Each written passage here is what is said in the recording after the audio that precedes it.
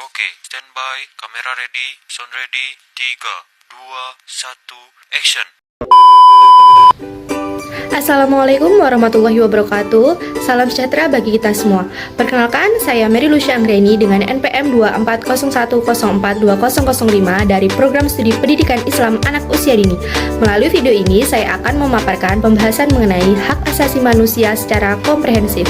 Selamat menyaksikan.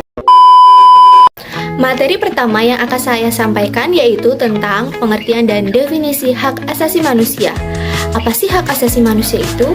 Hak asasi manusia adalah hak-hak dasar yang melekat pada setiap manusia sejak lahir dan tidak dapat diganggu-gugat.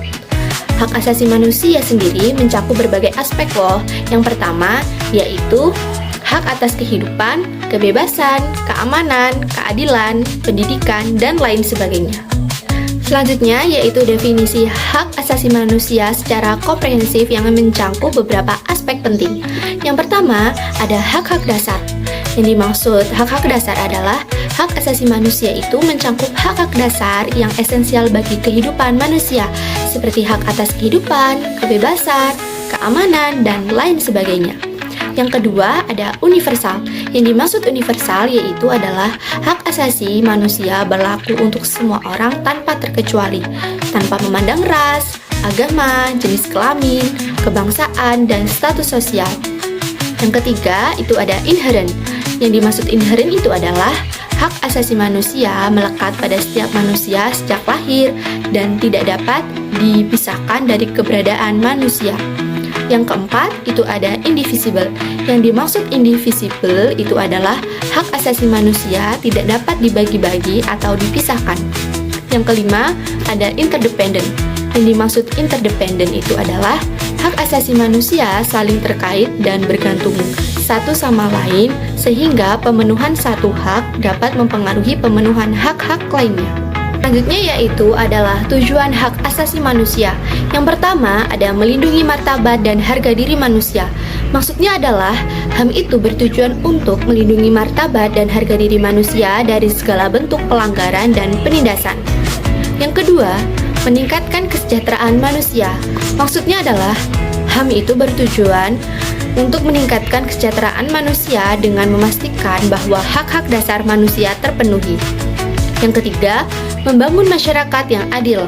Maksudnya adalah HAM itu bertujuan untuk membangun masyarakat yang adil dan sejahtera dengan memastikan bahwa setiap orang diperlakukan dengan adil dan setara. Yang keempat, mengatasi diskriminasi dan penindasan. Maksudnya adalah HAM itu bertujuan untuk mengatasi diskriminasi dan penindasan dalam segala bentuk, serta memastikan bahwa setiap orang memiliki kesempatan yang sama untuk berkembang. Yang kelima, meningkatkan kesadaran dan pendidikan. Maksudnya adalah HAM itu bertujuan untuk meningkatkan kesadaran dan pendidikan masyarakat tentang pentingnya hak-hak dasar manusia dan bagaimana melindunginya. Materi berikutnya yaitu perkembangan pemikiran hak asasi manusia. Berikut beberapa tahapan penting dalam perkembangan pemikiran HAM. Yang pertama pada zaman kuno. Konsep HAM itu telah ada sejak zaman kuno, contohnya seperti Magna Carta pada tahun 1215 di Inggris yang membatasi kekuasaan raja dan melindungi hak-hak individu. Yang kedua, abad pencerahan. Pada abad ke-17 dan ke-18, pemikir-pemikir seperti John Locke dan Immanuel Kant mengembangkan konsep HAM sebagai hak-hak alamiah yang melekat pada setiap manusia. Yang ketiga, ada Deklarasi Universal Hak Asasi Manusia pada tahun 1948. Setelah adanya Perang Dunia II, Perserikatan Bangsa-Bangsa atau PBB mengadopsi Deklarasi Universal HAM atau yang disingkat dengan DUHAM yang menetapkan standar internasional untuk HAM. Yang keempat, perkembangan HAM internasional. Setelah adanya DUHAM, PBB, dan organisasi internasional lainnya terus mengembangkan instrumen-instrumen HAM seperti Konvensi Internasional tentang Hak-Hak Sipil dan Politik.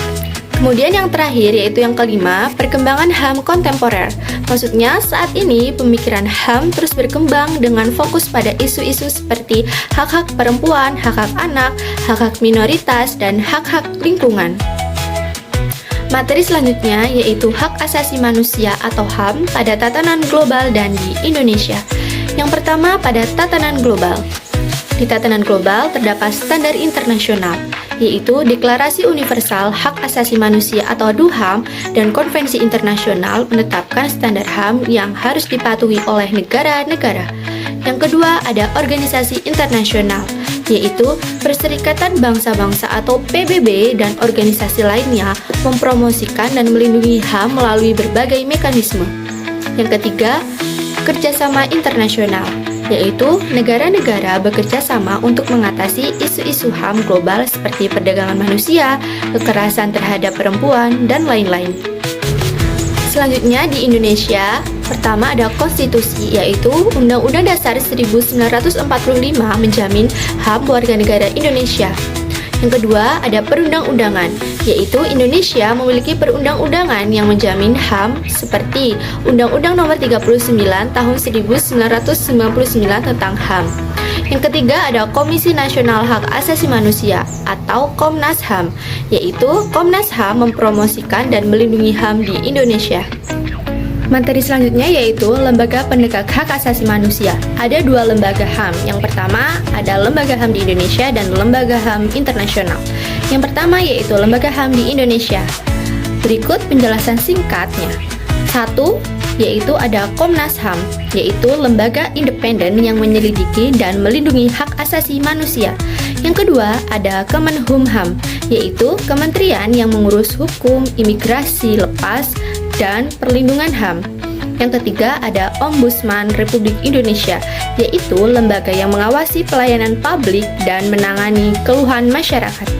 Kemudian di Lembaga HAM Internasional sendiri memiliki satu Komisi Hak Asasi Manusia PBB, yaitu dulu lembaga PBB yang mengurus HAM sekarang sudah diganti oleh Dewan HAM PBB. Yang kedua ada Dewan Hak Asasi Manusia yaitu PBB, lembaga PBB yang memantau dan menyelidiki masalah HAM di berbagai negara. Yang ketiga ada Amnesty International, yaitu organisasi dunia yang membela hak asasi manusia dan membantu korban pelanggaran hak asasi manusia. Yang keempat ada Human Rights Watch atau HRW, yaitu lembaga internasional yang meneliti dan melaporkan pelanggaran HAM agar ada perubahan dan keadilan. Materi berikutnya yaitu ada permasalahan dan upaya penegakan HAM di Indonesia. Permasalahannya yang pertama, pelanggaran HAM, yaitu masih terjadi pelanggaran HAM di Indonesia seperti kasus kekerasan terhadap perempuan, anak, dan minoritas. Yang kedua, kurangnya kesadaran, yaitu kurangnya kesadaran masyarakat tentang pentingnya HAM dan bagaimana cara melindunginya. Yang ketiga, lemahnya penegakan hukum, yaitu lemahnya penegakan hukum dan kurangnya akuntabilitas dalam menangani kasus-kasus HAM.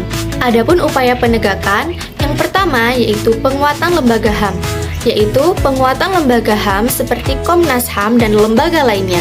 Yang kedua, pendidikan dan kesadaran, yaitu pendidikan dan kesadaran masyarakat tentang pentingnya hak asasi manusia. Yang ketiga, penegakan hukum, yaitu penegakan hukum yang efektif dan akuntabel dalam menangani kasus-kasus hak asasi manusia. Yang keempat, ada kerjasama, yaitu kerjasama antara pemerintah, masyarakat sipil, dan lembaga internasional untuk mempromosikan dan melindungi hak asasi manusia. Selanjutnya yaitu mengembangkan pendidikan hak asasi manusia. Mengembangkan pendidikan hak asasi manusia dapat dilakukan dengan beberapa cara. Yang pertama yaitu ada integrasi HAM dalam kurikulum. Maksudnya yaitu mengintegrasikan HAM dalam kurikulum pendidikan formal mulai dari sekolah dasar hingga perguruan tinggi. Yang kedua, ada pendidikan informal, yaitu mengadakan pendidikan HAM melalui program-program komunitas, pelatihan, dan workshop.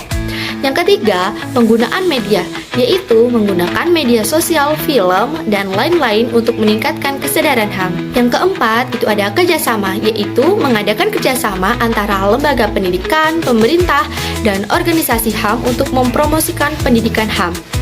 Yang kelima, mengembangkan materi, yaitu mengembangkan materi pendidikan HAM yang relevan dan efektif untuk berbagai tingkat pendidikan.